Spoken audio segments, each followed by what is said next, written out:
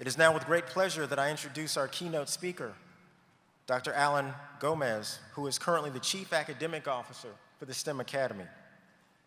He is also an instructor at the University of Wisconsin in the College of Engineering. Dr. Gomez is responsible for the development and continuous improvement of the STEM Academy's internationally recognized K-16 curriculum and professional development program.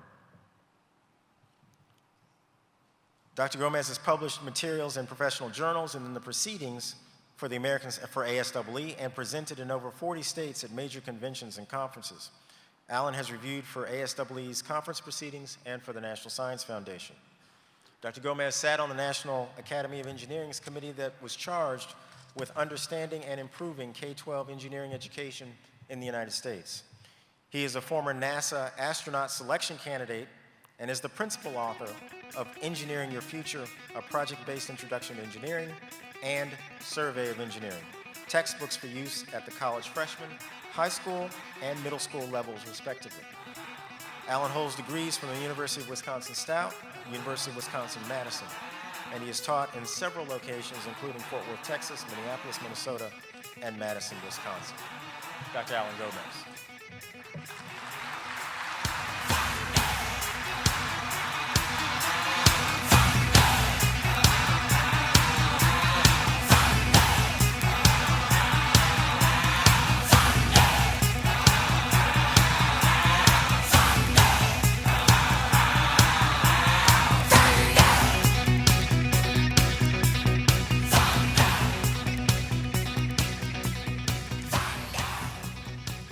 I don't know if I'll be as inspiring as the band. That was great music. I don't know where they are right now, but let's give applause for that band that was up here. First generation. So I'm about telling stories, and I'm a wanderer, so I'll be back and forth. I'm not a podium guy. I'm also not a microphone guy. I rather actually wear t-shirt and blue jeans, to be honest with you. But we're going to tell some stories. So one of the things that I realized when I'm sitting in your seats is that I need to know a little bit more about the presenter. So I often spend time telling you about me, because who's this person in front of you that should be talking to you? So I grew up in Milwaukee, Wisconsin, to a very blue-collar family.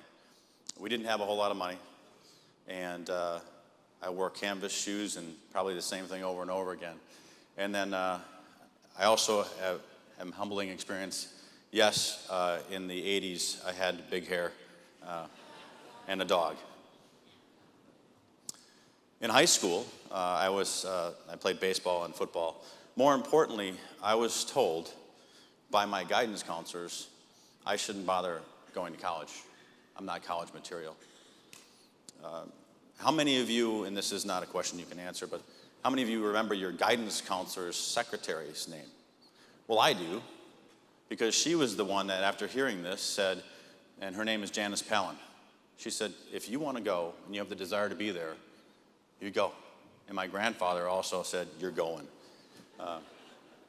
At that time, there was a significant investment you had to make in your education, and that was an avenue where you were almost guaranteed success. So after high school, I went to college. I spent 3 years in architectural school in Milwaukee, and then I went to Stout for education. Then they actually gave me a degree. And I started teaching. So some of the projects that we work on, again, I want to show you a little bit of history about me and the work that can be done in your schools, are up here. Top picture is a formula car. This was built with students over a period of about 4 months. And the lead person on this project actually wanted to go to school to be a chef. And there's nothing wrong with that. But he realized real quickly, and we realized real quickly, that he was actually a very good project manager. And by the way, I do know that females make the best project managers and often the best engineers. Attention to detail, follow through, etc. That was unanticipated, though. That's not to take away from the male species. We actually do some nice work as well. The bottom vehicle, 800 miles to gallon. There's no cup holders in it, though. So we also work on projects that are different than automotive type things. This is the Overture Center in Madison, Wisconsin. These windows are the largest manufactured windows in the world. They weigh about as much as a Volkswagen, Trouble is, they all hang from the ceiling, right? It's not supported by the bottom. So I had to preload this grid. And the architects came to us in our little high school and asked us what we thought. And often, if you ask a problem to a set of engineers and to students, you'll come up with a lot more creative solutions from the students because they haven't been told they can't before. So the idea was to get them to do that, and actually they preloaded this grid with New Jersey barriers, concrete barriers, and as the windows were put in, the load was taken off. So the actual process that the architects thought they had, well, they actually used a student project. And by the way, I recently attended a nice concert there. Willie Nelson in concert was my Father's Day present to my dad, so I had to get Willie in there somehow. Here is another student project. This is a 9-foot rocket. Inside of this composite rocket is testing equipment to survey lots of different things as it goes up. But you'll look at the wagon on the left-hand side, and you'll get a perspective of how big this actually is. This is a project that took around 4 months as well. And they're looking for data, not just blast the thing up, and it's cool, but they're capturing data on the way down, et cetera. So I'll play this, and hopefully Jazz has got this queued up and we can go. Windy day. Obviously, you got an FAA clearance. We're down in Illinois, northern Illinois, to launch this Rockets for Schools. You see the flag. It's not video quality, publication quality stuff, but the idea is kids built this.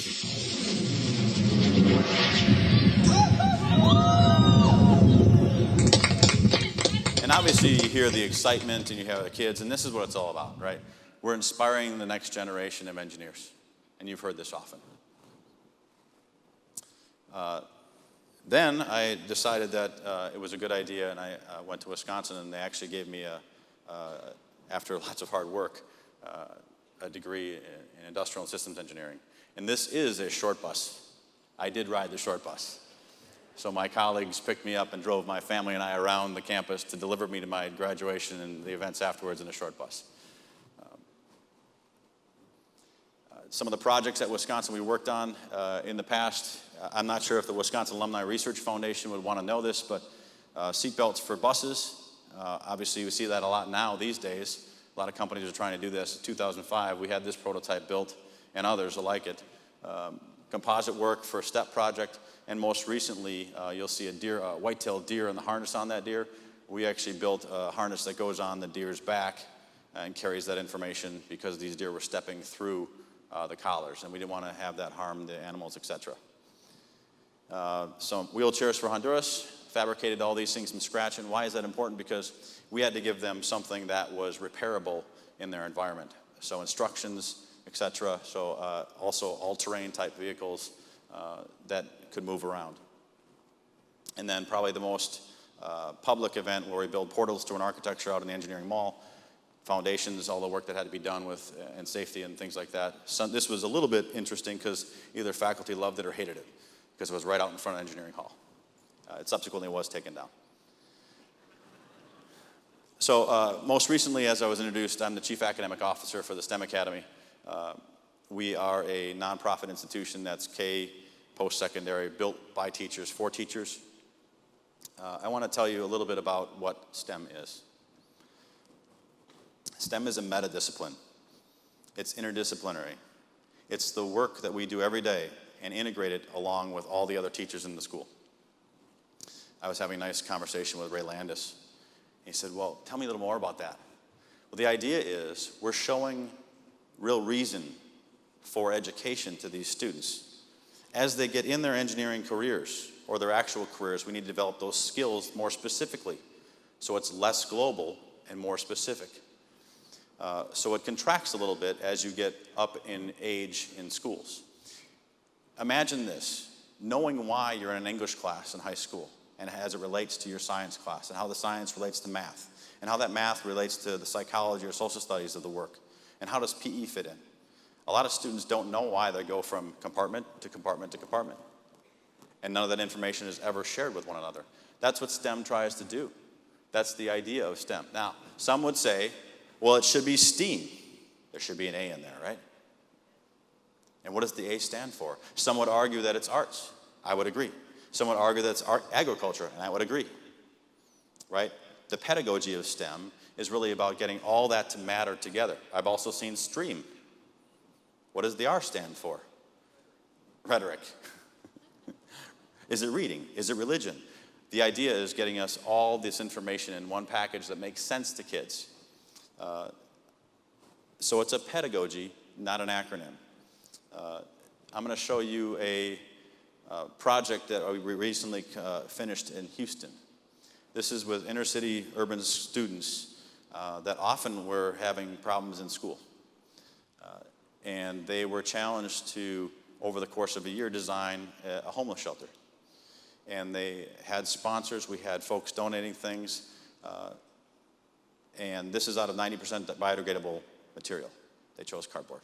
So this is the model. There's some calculations, all the information that's the background on this. Then we had to build it.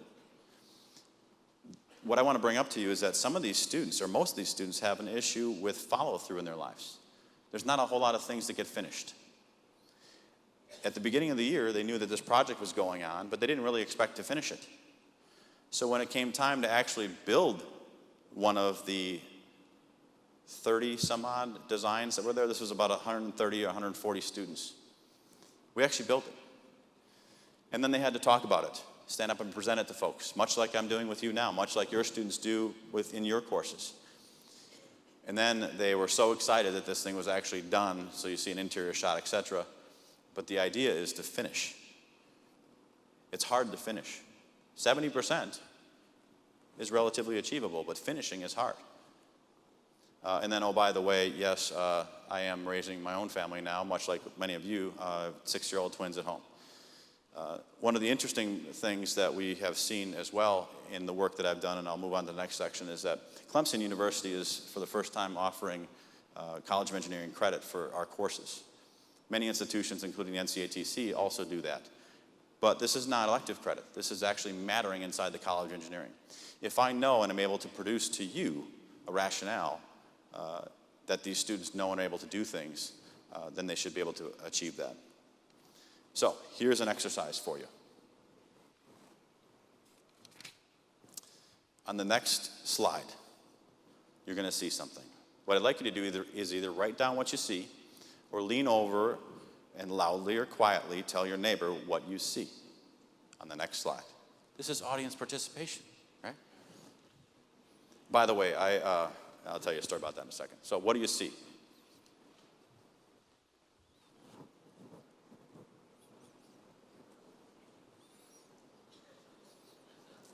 Okay, so what's the answer, right?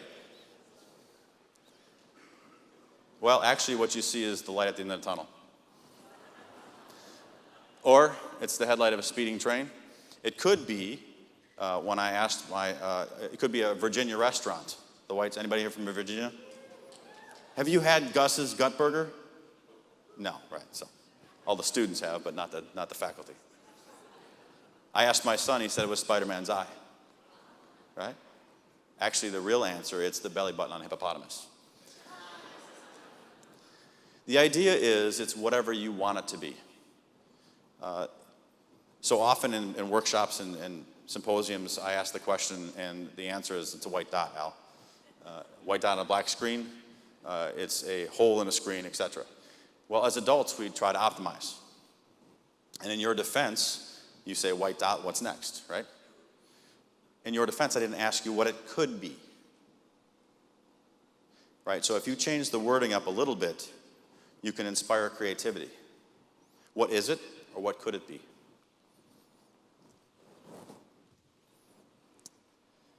So that exercise was talking about creativity and innovation.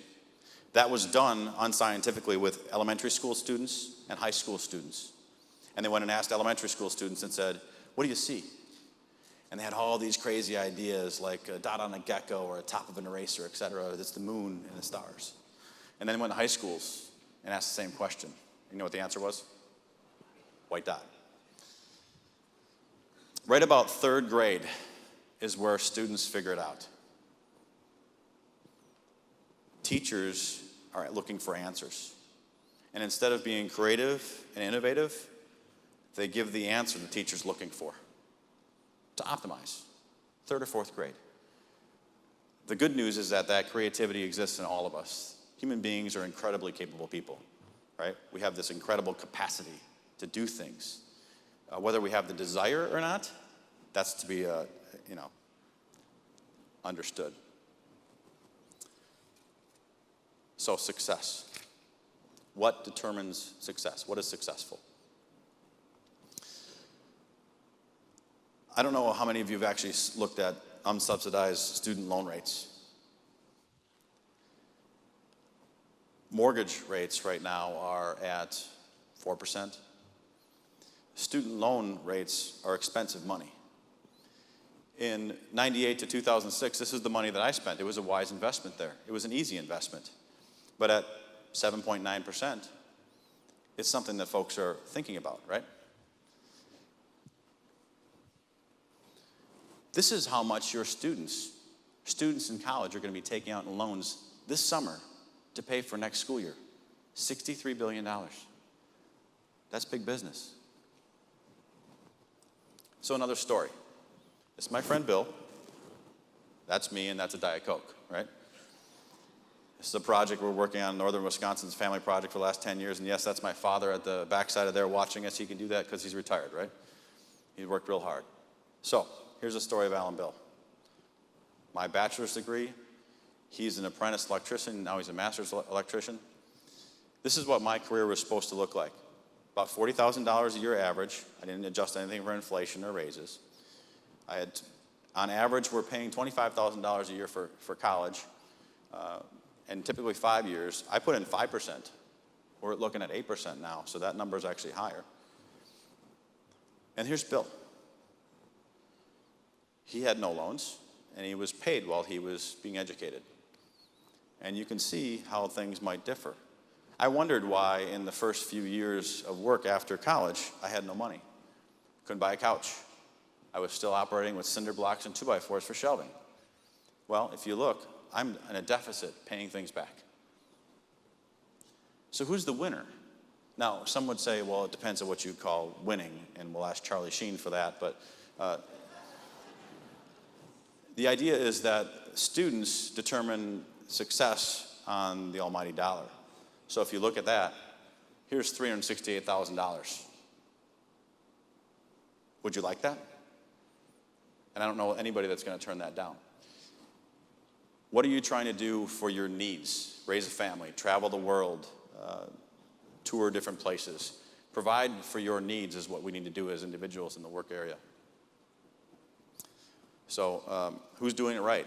And I don't know that I'm going to stand here, or any of us could actually stand and tell Bill that he's doing it wrong. Plus he's 6'5" and a pretty strong individual. So. Another story for you. I'm going to give you a product example. And we're going to walk through that product together. This product has millions of unique parts. It has hundreds to thousands of suppliers. There are different systems of documentation among suppliers. There are different standards used to measure quality. There are increasing costs in this product. As phases of product are handed off to another division, lack of information is passed. History and details of work are scarce. Metrics do not match one another. Goals of divisions are different, and work is often repeated or missed entirely. Technology is rarely used to document details. Often parts are misplaced or lost. Less than half of the final product is ready for shipment.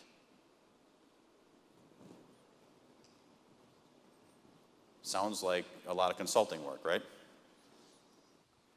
This fictitious product is our education system.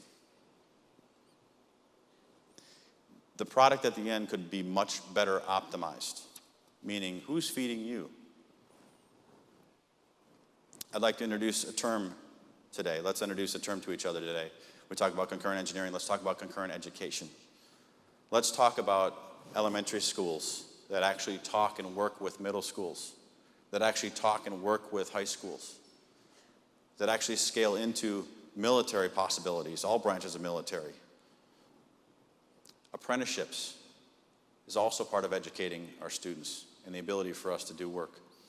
And universities, including two-year universities, technical colleges, and community colleges.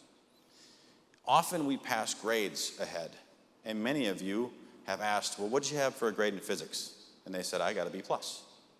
What does that tell you? Nothing if you don't know the metrics that were used inside of the previous institution. We don't pass along what a student knows and is able to do, right? Well, we have ACT scores. That's great, but what are they able to do with it is the idea. So concurrent education is really talking about having all these islands talk to each other and work together. This is a take from Sesame Street. I'd like to introduce the letter T to you. It comes in many different shapes and sizes.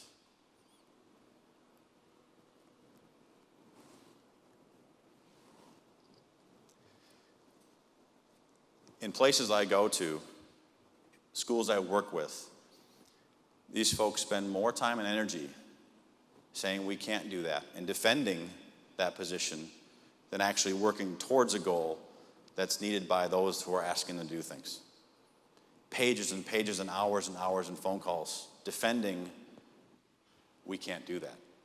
When one little letter can make a whole difference in things. Just like that white dot, you might be able to take that one letter out of what you do and provide that effort towards helping students, towards helping organizations, towards helping build communities. That's the idea. Because these folks are the ones that are going to be serving you in your communities. If we don't educate these kids now, they're the ones that are going to go out into your communities and serve you. They're the ones that are going to read your ashtrays, plumb your houses, right? Fix the electricity on the streets so that the lights work. When the lights go out on your house, these are the folks that are actually putting them back on. So either you teach them now or pay for it later.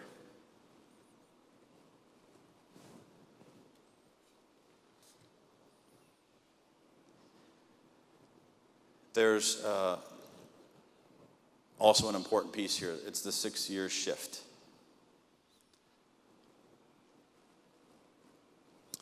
This is what's happening in the United States. This is from the National Center for Education Statistics. The hatched and white states or clear states are suffering a decline in high school graduates. This is 2007-8 through 2020-21. And the shaded states, light to dark, are seeing an increase in students. This is a reality. So if you're in Texas, you're seeing an increase of 15% or more. If you're in Alaska, you're seeing 15% or 5% or more. If you're in Arizona, you're seeing more than 5%. We talk a lot about the engineer of 2020. We're educating students to go out and design things for people to consume. When we see a demographic shift that we're going to see, our designers that design things for people don't necessarily represent the cultures of those people. In fact, around 6% of the designers that design things for people to consume represent the minority population. Business and industry are going to see that in a short 6 years as a crisis. Because if you don't design things with people in mind that are consuming them and the cultures they represent, they're not going to buy them. I use the story of it'd be like me designing lipstick. I don't use lipstick. I don't use lipstick, really. I don't know how to use it. Therefore, should I be able to design it? Well, I think, or we might be able to, versus having someone that actually does use that piece of equipment to design it themselves. So, in 2020, we're going to see about 21,000 fewer white college students, which has an unrealized income deficit of $329 million. Around 11,000 fewer African American college students, $177 million. The road to 2020 is going to have an unrealized income of $1.27 billion. 2020 alone, and every year after that, around $500 million. And the 2020 total is a negative $1.77 billion unrealized income to post-secondary education. On the flip side, 35,000 more Hispanic college students, 30,000 more Asian college students. Now that is also, the Hispanic college students is a $560 million positive. The Asian college students, you see a change on the right-hand side, and that represents, and typically this is 50% of the population is going on to post-secondary. There's a possibility that up to 75% of the Asian college students are going to be there, so there's a difference of a little bit there. And then about 1,100 more Native American and Alaskan Native students, $20 million there. The road to 2020, 2.46 to $3.2 billion. 2020 alone, and every year after that, 1 to 1.3 billion. 2020 total, 3.52 to $4.5 billion. That delta is $6.27 billion. If that doesn't give you rationale for doing something a little bit different, I don't know what could. The market trends are, students are going to where it makes the most sense. We've got students that are traveling across borders to get their degrees because they're a third of the price. Now, I could argue that our education system here at the universities you find people teach at is better than that, better than this. I'm not going to get into the politics or arguing one institution for another, but students are making financial decisions. Higher education can no longer be a holding tank for them to figure it out. They're getting that. I'm going to go to university because I'll figure it out there. If you're going to invest $125,000 at 7 or 8%, you better know where you're going and see something at the end of the rainbow.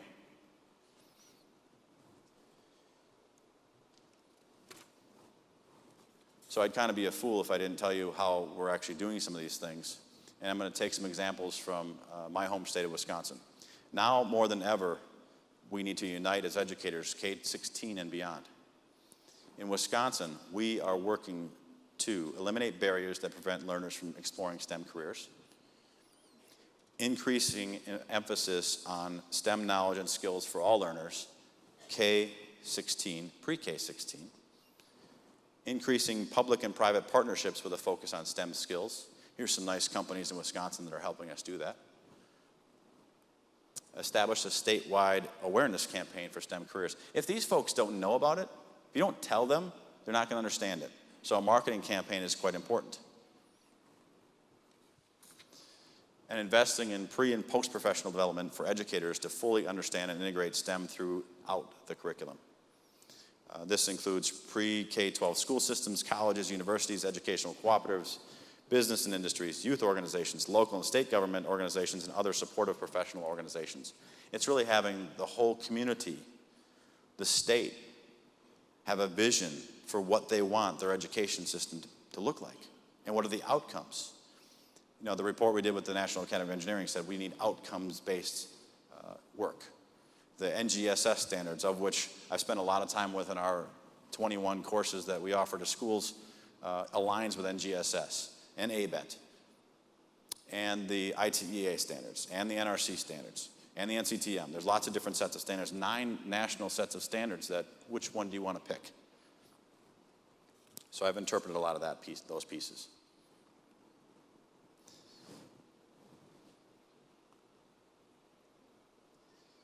Mediocrity is often the goal of some, and it suffocates innovation.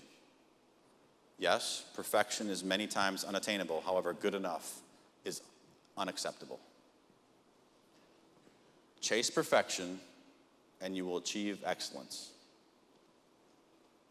Now, not while we're sitting here, but if anyone can tell me where that quote came from afterwards, I have a nice little prize for you. Chase perfection, and you will achieve excellence. Not now. Of course, you're going to get out your smartphones. Are you smart?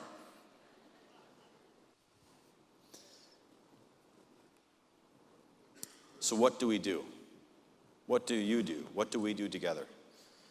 We build strong connections between K-12 and higher education. About 3.5 million students are expected to graduate from high school in 2012, 2013, including 3.1 million students from public high schools and 283-some thousand from private high schools.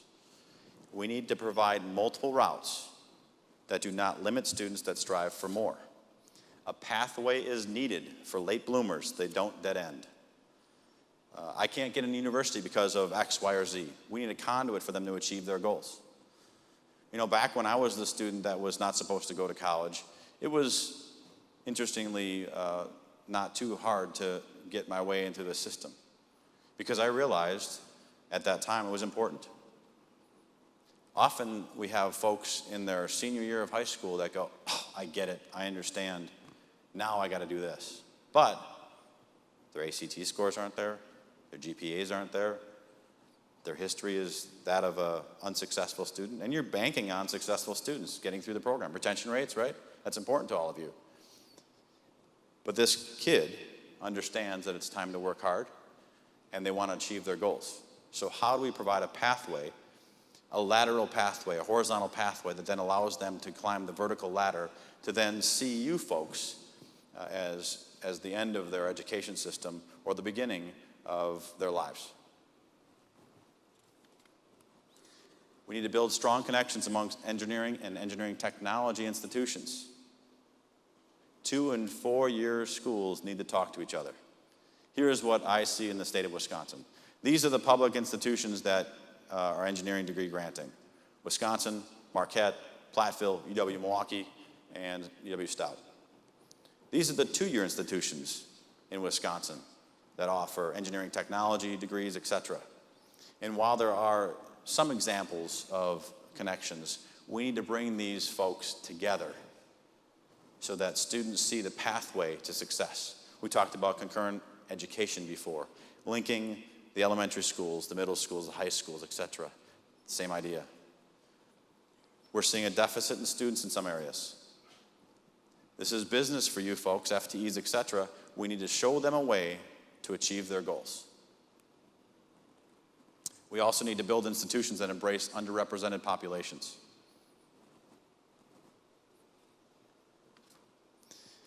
Women make up around 56% of college students. Hispanic, African American, Asian, Pacific Islander, Native American, Alaska Native will be the majority very soon. Some speculations are 2018. I've seen 2025. I've also seen 2042. An interesting statistic, though, is that 50.1% of babies born in the year 2011 for the past 12 months were in the minority group. Asian American, African American, Hispanic, etc. 50.1% of babies born up to July of 2011 in that 12-month period preceding that. It is impossible to foretell, definitely, just what civilization will be 20 years from now. Hence, it is impossible to prepare the child for any precise set of conditions. To prepare them for the future life means to give them command of themselves. It means to train them so that they will have full and ready use of all their capacities, that their eyes and ears and hands may be tools ready to command, that their judgments may be capable of grasping the conditions under which they have to work, and their executive forces be trained to act economically and efficiently.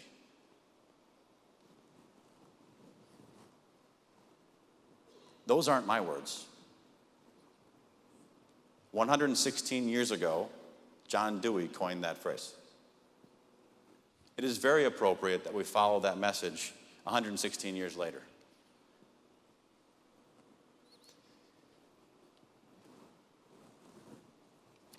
So, I'm shopping. These are my kids.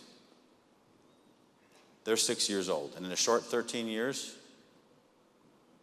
they will be your clients, along with millions and millions of other students across the nation. What do we have to offer them? And are we going to set up barriers or pathways? That's the idea. You want to make sense to these kids that aren't even there yet. And 20 years from now, where are we going to be then? needs to be affordable and flexible. That's the message. So we need pathways, not barriers, and we have lots of work to do. So thank you very much for your time. I believe we're going to start the moderation session right now.